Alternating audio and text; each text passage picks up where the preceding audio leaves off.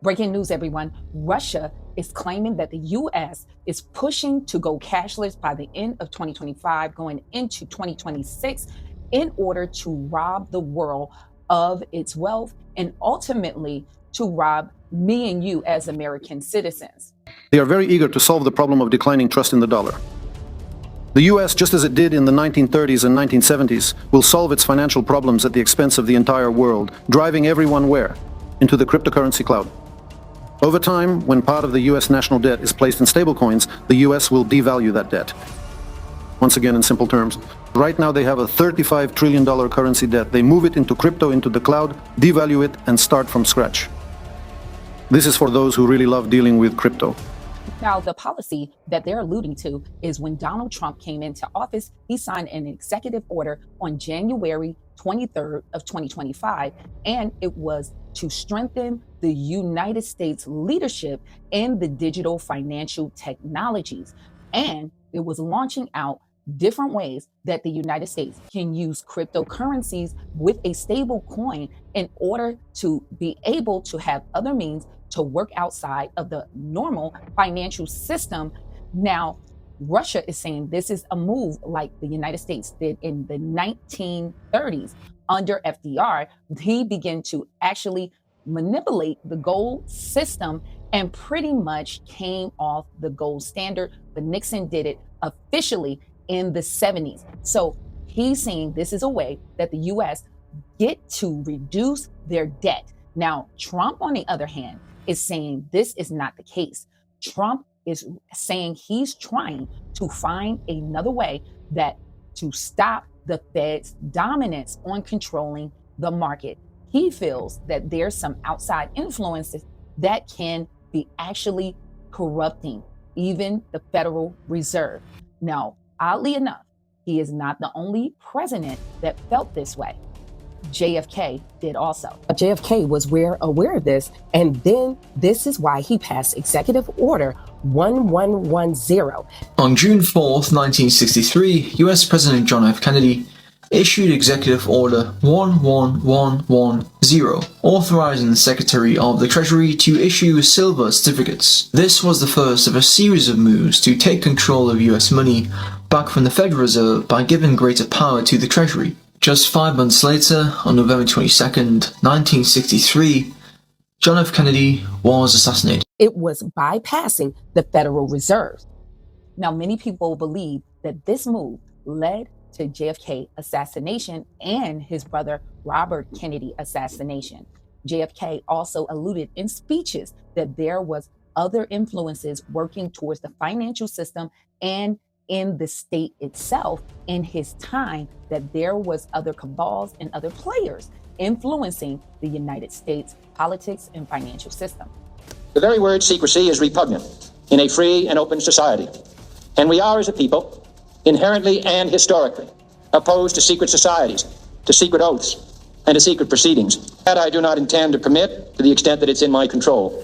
For we are opposed around the world by a monolithic and ruthless conspiracy that relies primarily on covert means for expanding its sphere of influence, on infiltration instead of invasion, on subversion instead of elections, on intimidation instead of free choice, on guerrillas by night instead of armies by day.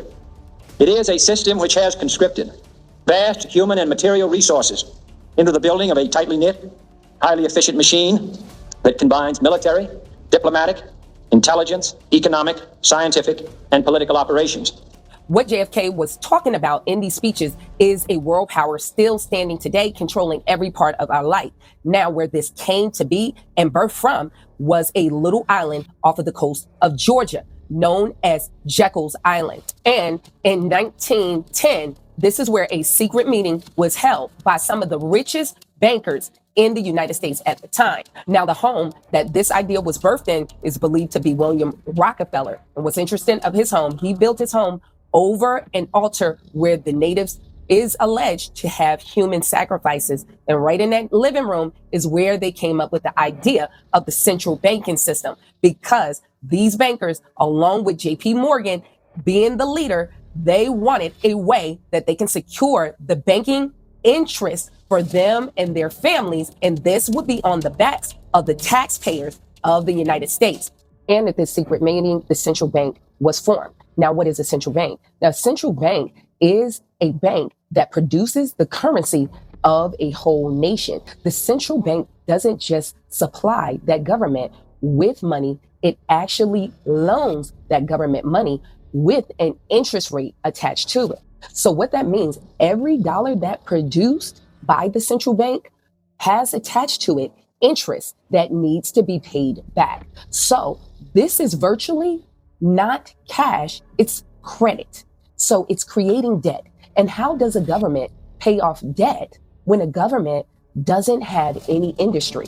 The only industry the government has is taxing you. So this is nothing but a credit card. Every time they produce this, it's an interest rate that needs to be paid back. So when many people say cash is king, that is not true. Cash is nothing but credit. Top of any US dollar bill, you'll see this.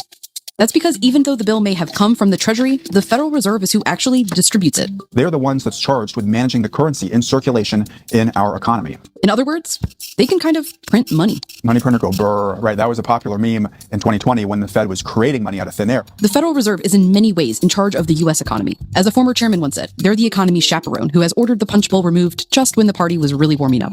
So they had a secret meeting to call in other bankers. In the court of public opinion, many of the citizens would have resisted this idea. And they left from Bayonne, New Jersey, hiding their identity and where they would be able to have power and control.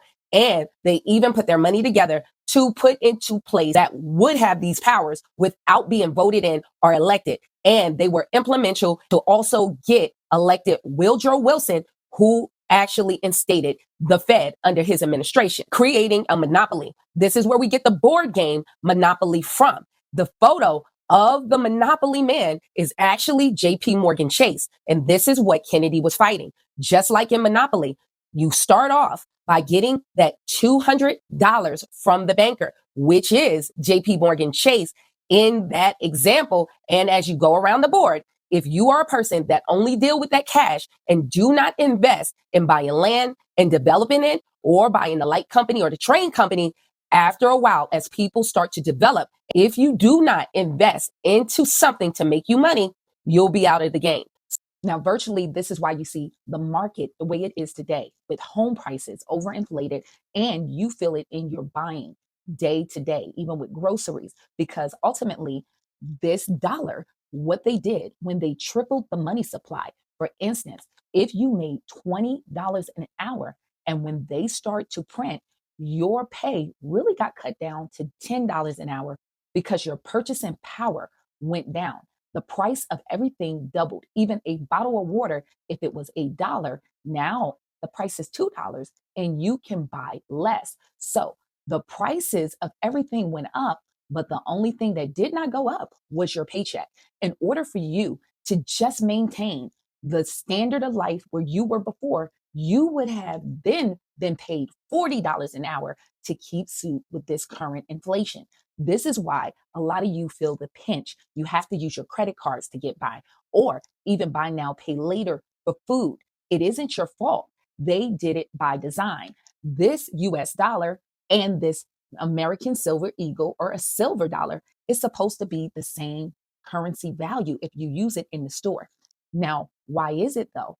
If you go to buy this American Silver Eagle, it's going to take about 40 of these for just one of these. That's US currency, because currency is not money. Money is a store of value.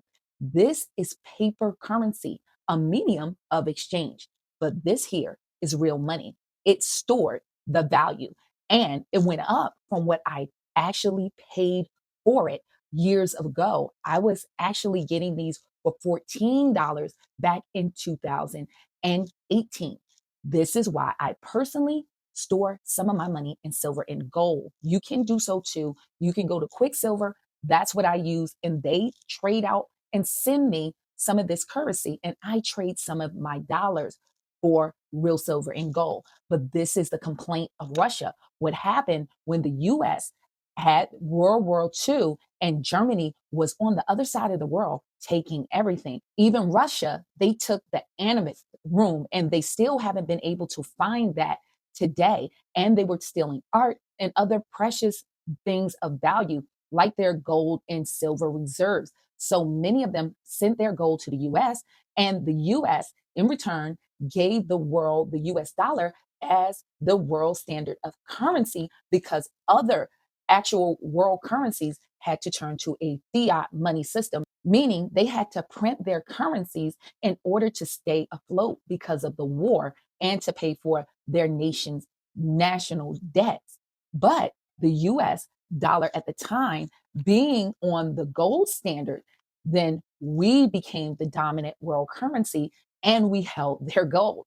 And then when it was time for many of these countries wanting to get their gold reserves back, this is where Nixon took the US dollar off of the gold standard and kept the gold in Fort Knox. So this is what Russia is alluding to about what the US is doing because of its debt. Now, you need to secure yourself and your family. Some of the steps that you can go about doing that is, number one, investing in land and also your own food securities. The biggest thing from a crash that happened actually with the Great Depression, the majority of people grew their own food, so it wasn't as bad.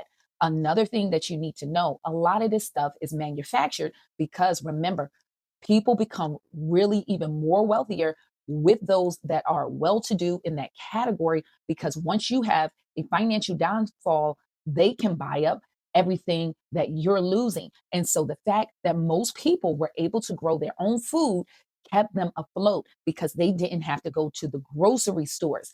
And now the majority of the US do not grow their own food. So you need land in order to do that, or you need to find ways to become more sustainable by growing. Also, investing in silver and gold. This is to help hedge you from inflation, because the more they're printing, they're robbing you of your most valuable asset, and that is your time. You cannot get your time back.